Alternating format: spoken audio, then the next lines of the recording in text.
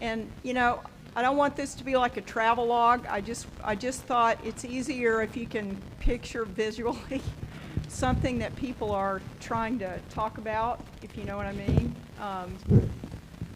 I had an opportunity, of course, I was consecrated during COVID.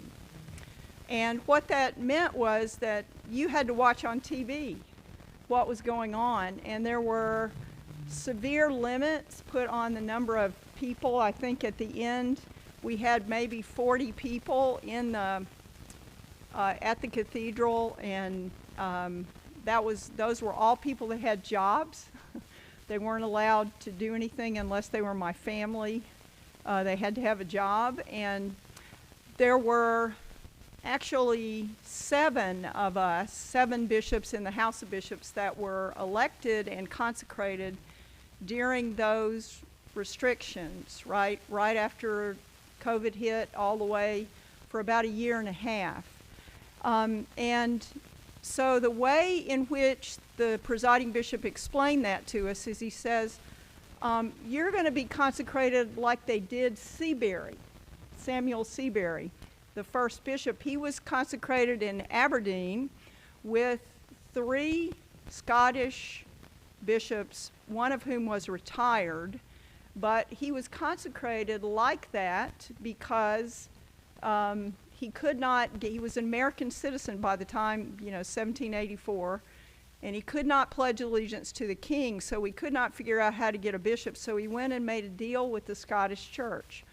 The deal that he made with the Scottish Church was, if you will consecrate me, we will have something in our prayer book that is connected to Scottish liturgy, and we do in our prayers. There's some clauses in there in the way that we do our prayers. And so we felt, those of us that were called Aberdeen, and we didn't want to be called COVID bishops. So we'd rather be called Aberdeen bishops. So those of us that were in that group made a pact that we would go to Aberdeen. We would make a pilgrimage to Aberdeen when we came to Lambeth, when they finally let us go to Lambeth. And so the Bishop of Aberdeen and Orkney, Anne Dyer, hosted us. And there are 130 bishops in the House of Bishops USA. There are 7 in Scotland's church. There are 6 bishops and 1 primus, which is the presiding bishop. So Anne Dyer asked us to come to Aberdeen, and so we did. And I think now that we're really projecting, I can actually show you where her diocese is located.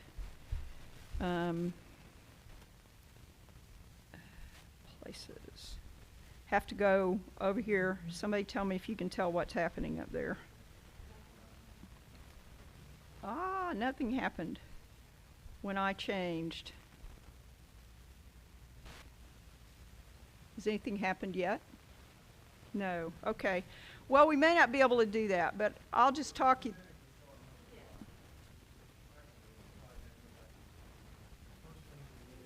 First thing I did, yeah, it's probably going to be one of those complicated things that we're going to learn from. You know what I mean?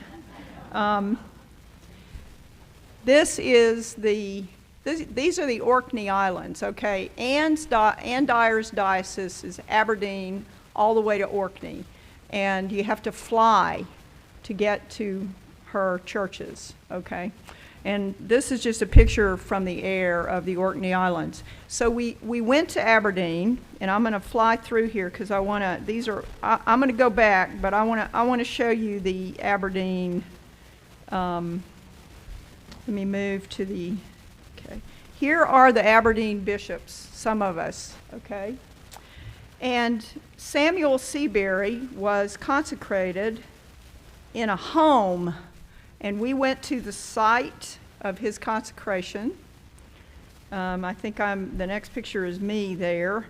And you can see the tablet, by permission of the authorities of this university, erected by churchmen of Connecticut, because Samuel was the first bishop of Connecticut in the American church. And his place of consecration, there is a picture of that. Here it is. There he is. Doesn't he look happy? That's what I thought when I saw that picture. He looks very happy from that. At any rate, that's what we did. We went there, and then we also went to the Orkney Islands. Now, imagine that this was your diocese. See? It's pretty desolate. Those of you who've been to Scotland know that that's just Scotland all over the place. There are some of the parishioners. Isn't that beautiful? These are the Orkney Islands, and believe it or not, you can run right into a church when you're walking along. But this was the crew that went. I don't know if my hand shows up on there. You have the Bishop of Georgia. You have the Bishop of Minnesota, and the Bishop of Missouri, the Bishop of Connecticut, and the Bishop of Alabama. And this is Ann Dyer with the black coat on, is the Bishop of Aberdeen and Orkney. So she welcomed us there, and we spent probably 4 days touring her diocese, going to pilgrimage to Samuel Seabury. And then we had, there he is. Don't you love his hat? My mitre is much simpler. But this is a little church in Banchory, Scotland, where I preached. Little bitty place, not unlike some of ours. And that is the Primus of Scotland, the big guy in the middle, and then all of us dressed up for evening prayer at the cathedral. And then we went to Canterbury. We arrived at the University of Kent for the first time in 12 years. The Archbishop of Canterbury had us all together. There were 650 bishops from all over the Anglican Communion, everywhere. There were a couple of places in Africa that did not send anybody, but other than that, we were all there together for 12 days. And we were busy from 7 or so in the morning when we were invited to worship until 10 or 11 at night, and there was too much to do, honestly. And the purpose of gathering us, for 2 years leading up to going to Lambeth, we had been involved in a small Bible study with about 8 or 9 other bishops from around the world. And we studied 1 Peter. We studied 1 Peter together and had regular gatherings on Zoom so that we could talk about it. And 1 Peter talks a lot about what it means to be in community and in a priesthood together, basically. And so we studied that together, and then we all showed up at Lambeth and we convened in our tables, in the tables that we'd been with for 2 years. This is the cathedral, and they're doing some restoration here, probably many $1 billion worth of restoration, I was told. And this is what it looked like when we arrived. You can see what a big crowd it was. And we met in that sports complex, and it was not air conditioned. And they decided to have a heat wave in the middle of our time there. So it was typically outside in England about 85 degrees, which is not hot for people from Alabama, but then we have these things called air conditioners. But they don't have those at the University of Kent.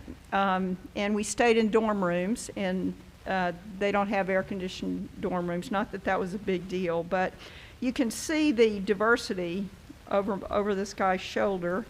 And this was how we gathered with the Archbishop, and he would be on Jumbotron, and we would be in our seats. And he led Bible studies every morning. And then in the afternoon, we would break up in small groups, and we would talk about something called a call.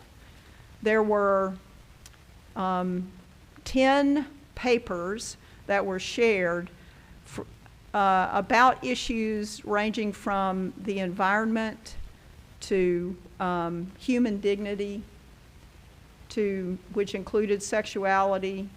The calls are listed, and I'm going to let Becky send them out to you. They were 2 or 3 pages long. And the process was that we would sit at our table and we would try to give feedback to each other at our table, and then they would come and gather information and sort of try to get it into one document, if you can believe that, was 650. And we had headphones so that we could keep up with the languages, if you can believe it.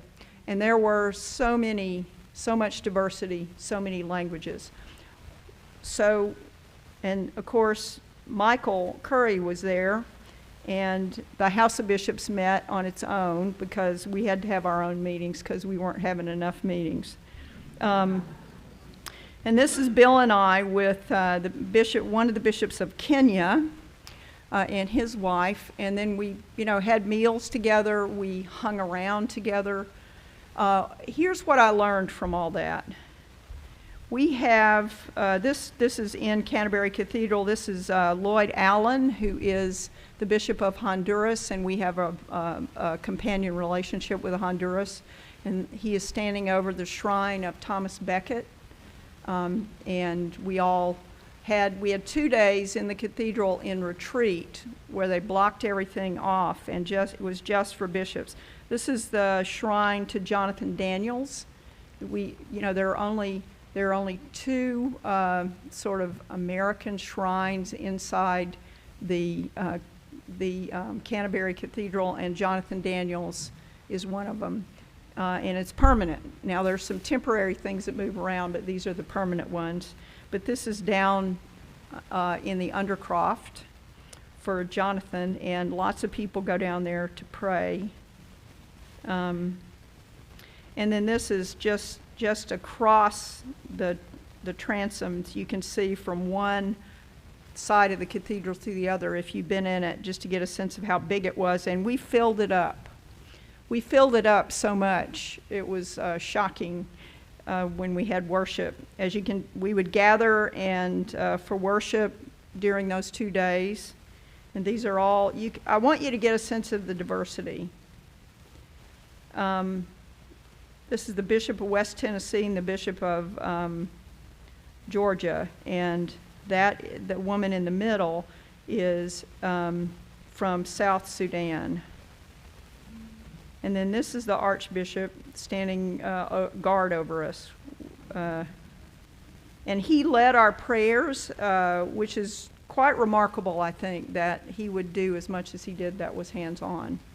But he was totally hands-on. He preached. Almost every day we heard from him. And we worked on those calls. These 2 gentlemen are from South Sudan. This gentleman told me that it is not unusual for him in South Sudan. There are 60 bishops in South Sudan. Okay, that's almost the size of the American church. It is not unusual for them, he said, to confirm 500 people on a weekend. Part of that is tribal culture, because there's a sense that if you're not part of the tribe, you're not really okay. But part of it is because they have this idea that if a church reaches the size of 200 to 300, that they should plant another church. So what they do is, if you get to be about 300 people, they send a team off to the woods or off to meet somewhere, and they don't really care where. They're not really being limited by buildings. They just say, go off and pray and share the gospel.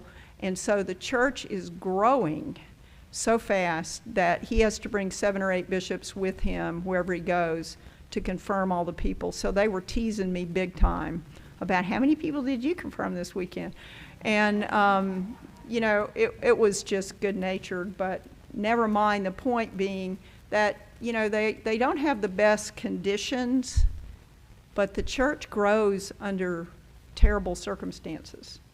And so this is something for us to learn. That's one thing that I carried away, is that a church like St. Stephen's, for example, could plant another church and send a team of people to do that, and that would be sharing the gospel in a different way than just sharing it internally. So you may be hearing me say, hey, we need to plant some churches, because every one of our churches bigger than 500, for example, could probably spawn another church, and you've done it before. And so you could do it again. But these are the bishops from India. They're all out, and these are the Americans. We are a happy bunch. And we got together one afternoon. They take this gigantic picture of all 650, and they put us on bleachers out in the sun.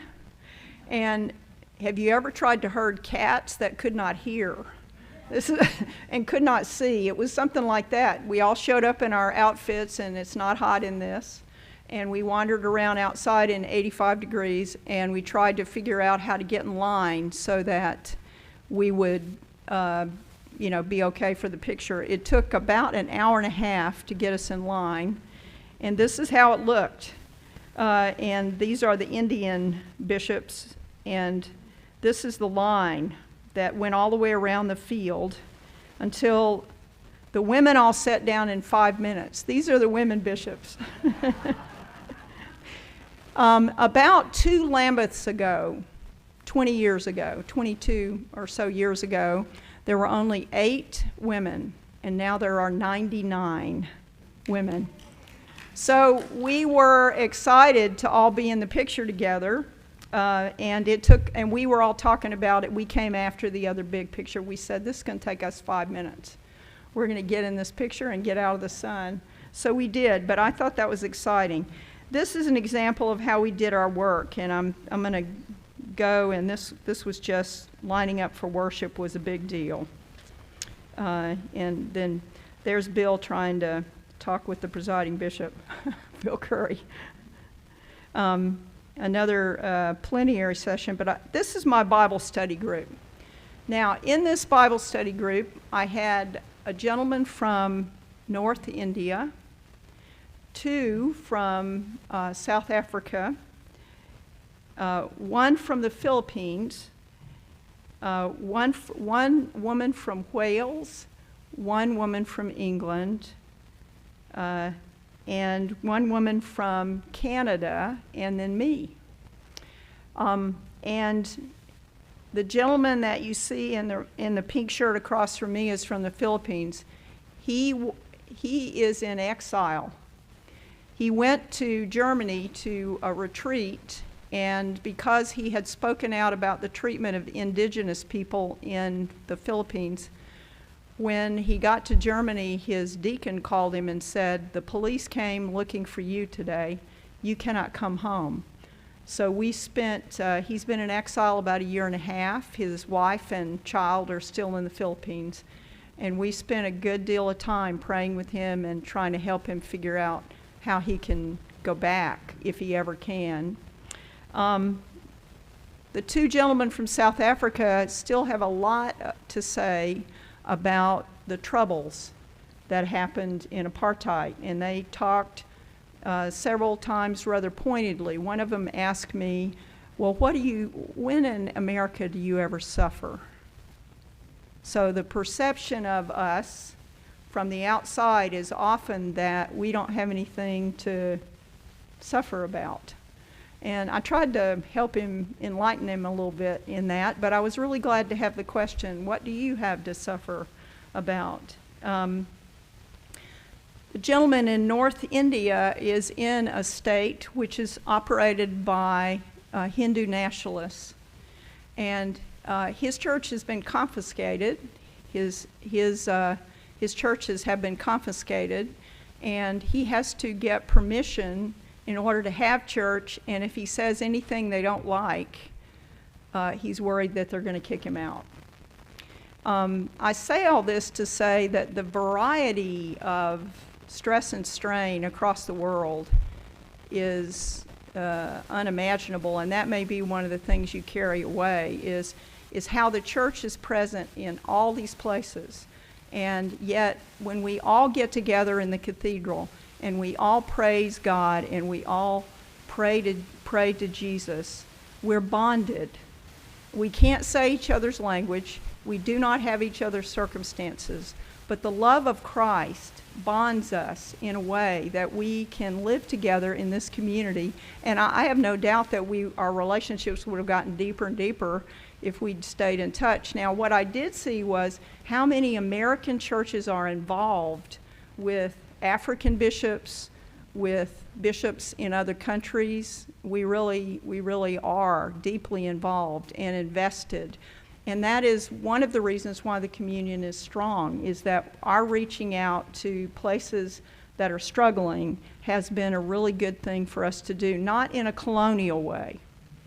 And there are wounds from that, believe me, but in a way that we say, let us walk alongside you and you walk alongside us. And in a Honduras relationship that we're trying to cultivate, Lloyd and I have talked a lot about we want exchange, not us coming to tell you how to fix it, but you telling us how to fix it maybe in some of our work together. So I hope that's what happens, but that was incredibly enlightening. What was also clear is that the call to human dignity, which previously had been a real divisive thing, being how you read scripture about sexuality and sexual identity, the presiding bishop, the Archbishop of Canterbury, the ABC, isn't that cute? Do not record this.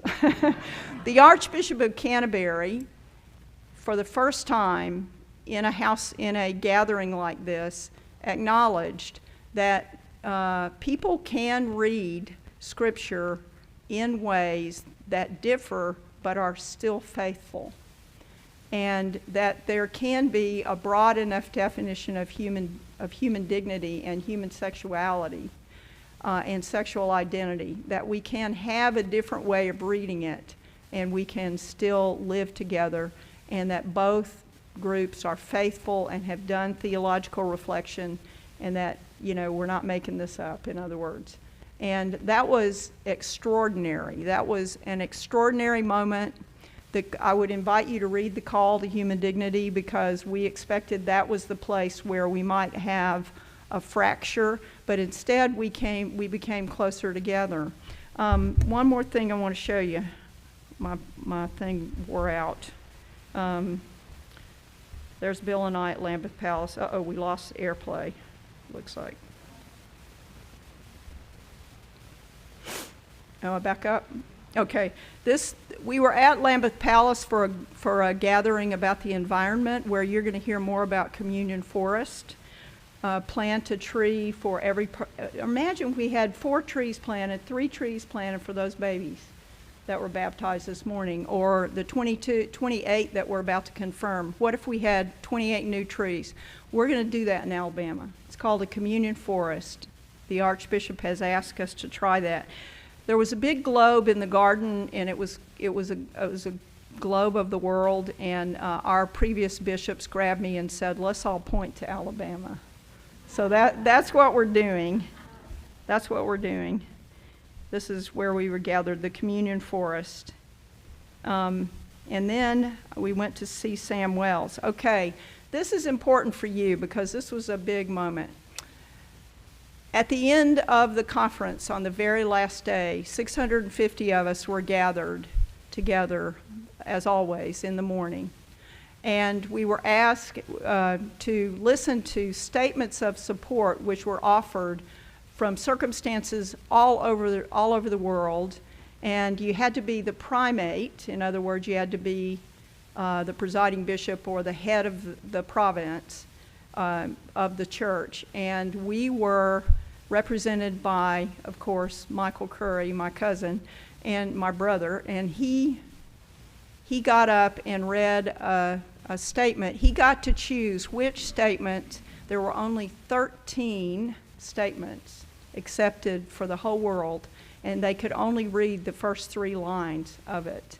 But we were handed the text, and these were statements about situations that that the Archbishop was asking for prayer from everyone there across the world, and our statement was about gun violence. And St. Stephen's was listed in there so that we could be prayed for. And there it is. I don't think you can see it on this, but you should have it. But he read this, and then we all stood. So picture a room with 650 bishops after 12 days together, and we all stand and we have a moment of silence for each one of these situations that was held up. And so we stood, and bishops from all over the world came around me because I was from Alabama. It was really pretty stunning to realize that when people say they're praying for you, it's all over the place. It's all over the place. And to be honored like that by the presiding bishop, to be remembered as in that way, was really, really special, because I was standing in the room with people who are worried if they go to communion with certain countries, that if someone sees them on the internet, that a village will be killed or ransacked by Muslims or other unfriendly people.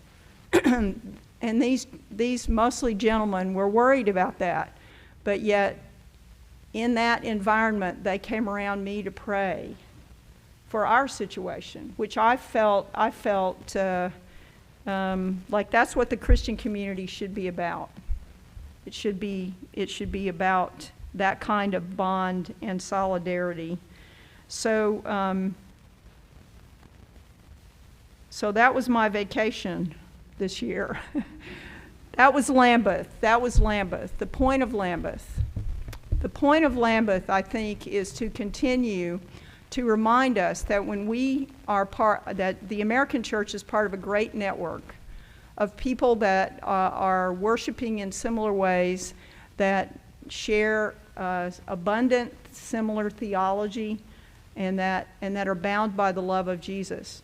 Now, why is that important? Well, if we can have relationships with Africa that are not political, if we can have relationships with India when they are when they find themselves in Hindu nationalism, if we can do that, if we can remind them that the world has more love in it than anything else, then I can't see a downside to that.